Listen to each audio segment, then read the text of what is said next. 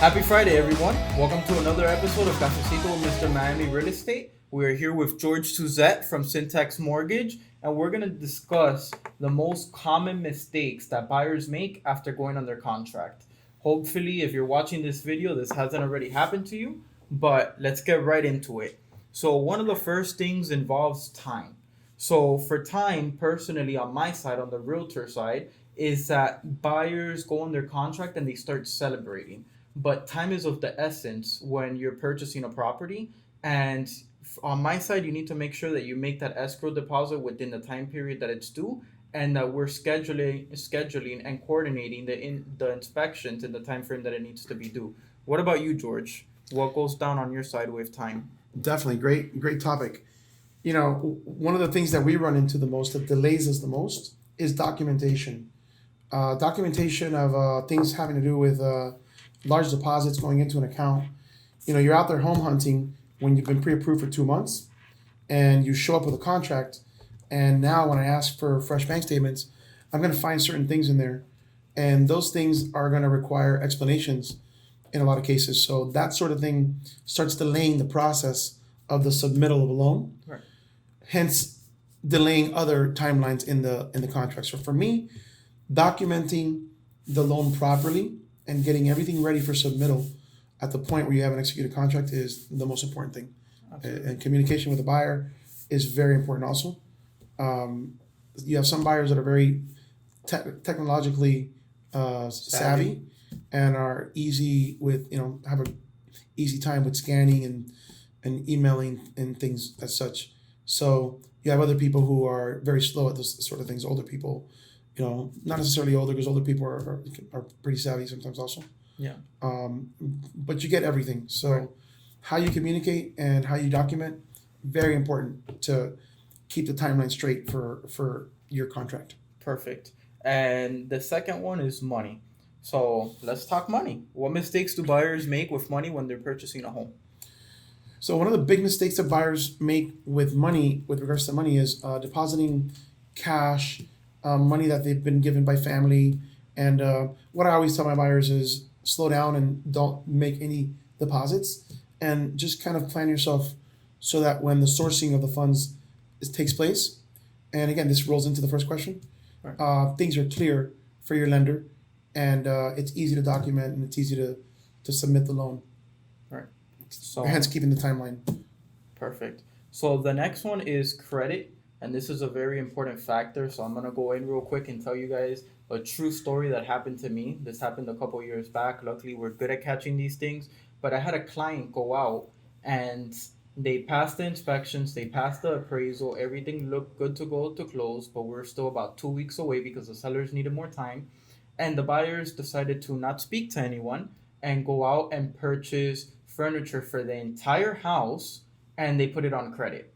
So needless to say, the lender ended up catching that, and they were not able to close on the home because it affected their ratios and they no longer qualified. They spent a lot of money on furniture. So when it comes to credit, what are some of the biggest things, one of the biggest mistakes that buyers make? So definitely purchasing furniture, before you close is a big one.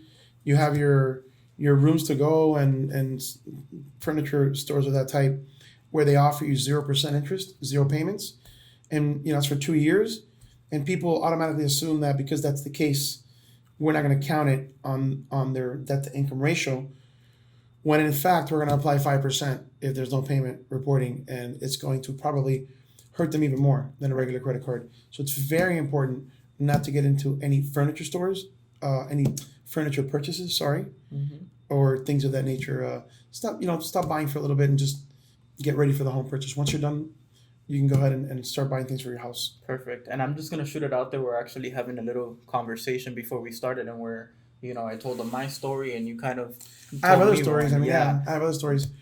I've had people go and purchase boats because now they have the space to fit the boat, and they celebrate a little early, and they can literally go out and get themselves a boat payment. Not a very common case, but it has happened. Right. So yeah, again, just don't buy stuff. Just wait a little bit. Right.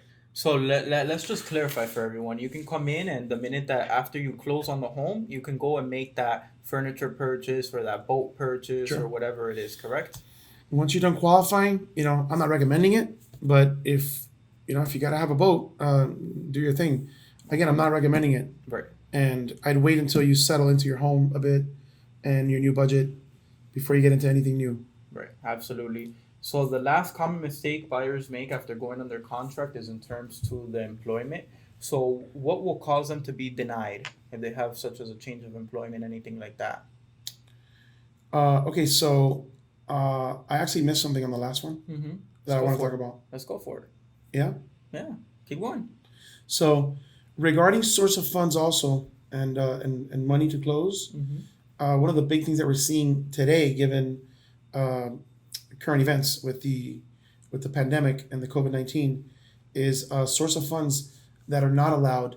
There's a lot of SBA loans that have been handed out to consumers Mm-hmm. and to business owners, and we do loans. We have a lot of nice loans for business owners. Right. And just to be clear, you cannot use SBA funds to purchase a home, whether it be for investment or for the purpose of purchasing a home.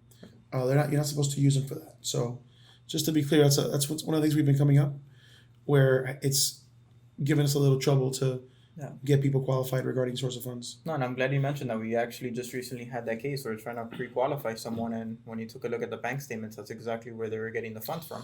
Sure, and doesn't mean that it's a problem with you getting the SBA loan. Businesses have been getting a lot of help Right. during this time, and it's a great thing actually. Only thing is, money can't be used to purchase a home. The funds cannot be used for that. Right. Other than that, it's okay for you to get your SBA loan. There is a process where we're going to need to see payments associated with that SBA loan, and most likely we're going to be counting it against the consumer Right. on a debt to income ratio. It's a very new thing, Mm-hmm. so handling it has been back and forth, but there's rules associated with it. Got to Perfect. pay attention to them. Perfect. So let's get back to the final one, which was the change in employment and how the employment can cause someone to not be Sure. approved. So that's another topic that has to do with current events and this whole COVID-19 situation. Typical wage earning employees, it's something that we got to be watching out for now, our full timers. There's been a lot of reduction in hours Mm-hmm. in a lot of jobs, and it's got to be very clear that the home buyer is back to full-time status, 40 hours a week consistently. We're going to be looking for that to make sure that the 40 hours is now consistent. Right. So keep that in mind. If you're looking to purchase a home and right after COVID-19, your hours were reduced, you should be getting back to work as regularly as possible, close to 40 hours as possible to be able to qualify. And then It's a one big of the, topic these days. and one of the biggest issues that I guess we've always had also is when you go 1099 to make more money on paper per se. When you've had W-2 wage earners go to 1099. Well, a lot of W-2 wage earners have, in their career path, they have the option of getting paid a different structure other than W-2. They may find a job or an opportunity where the pay is different in regards to the structure, and now you're getting paid 1099, no deductions. That's a big factor. In the middle of a contract, you should not be making those kind of pay structure changes, Right. and that will affect your qualifying definitely. Perfect. So that pretty much sums up the most common mistakes that buyers are making after they've gone on their contract or even right before they go on their contract after they've been pre-qualified. So I think the message overall is once they get pre-qualified and they get the thumbs up, it's maintain everything the same. Hit the pause button. Yeah.